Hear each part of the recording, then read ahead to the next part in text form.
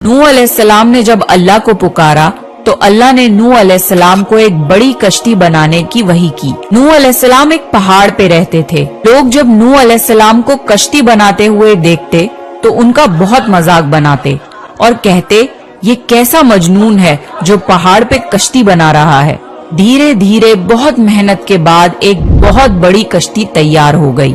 एक जगह आता है कि नूह अलैहिस्सलाम ने ये कश्ती 100 साल में तैयार की। इस कश्ती की लंबाई 300 गज, ऊंचाई 30 गज और चौड़ाई 50 गज थी। एक अंदाजे के मुताबिक इस कश्ती की लंबाई 1 किलोमीटर से ज्यादा थी और गहराई 30 हाथ थी। ये कश्ती आम कश्तियों की तरह ऊपर से खुली हुई नहीं थी, बल्कि इसको जैसे नीचे से बंद किया गया था वैसे ही ऊपर से भी बंद किया गया था, ताकि ऊपर से जो बारिश बरसे वो उन्हें नुकसान ना दे।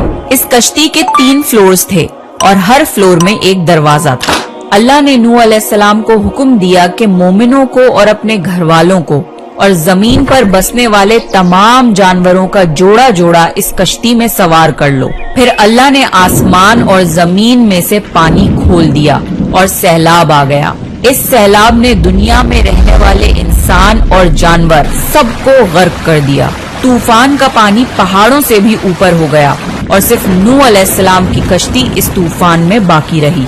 सिर्फ वही लोग और जानवर बचे थे जो कश्ती पर सवार थे। कश्ती नूह अलैहिस्सलाम और उनके साथियों और सारे जानवरों की नस्ल को लिए पानी की तेज लहरों पर बुलंदी से चल रही थी। नूह अलैहिस्सलाम और उनके साथी 6 महीने तक उस कश्ती में रहे। आखिर अल्लाह के हुक्म से तूफान रुक गया। अल्लाह ने जमीन को हुक्म दिया कि वो पानी निगल जाए। जमीन ने सारा पानी निगल लिया और जमीन खुश्क हो गई और कश्ती पहाड़ पर जाकर ठहर गई।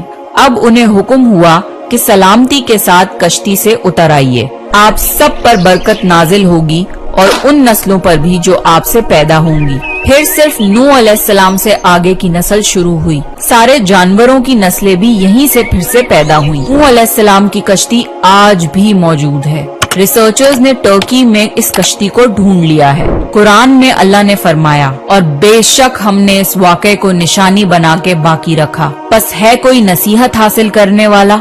लोग स्टोरीज को तो डिनाई कर सकते हैं पर एविडेंसेस को डिनाई नहीं कर सकते। नूह अलैहिस्सलाम की ये कश्ती एक बहुत बड़ा एविडेंस है इस पूरे वाक़े का। तो ये था नूह अलैहिस्सलाम का बेहतरीन वाक़या।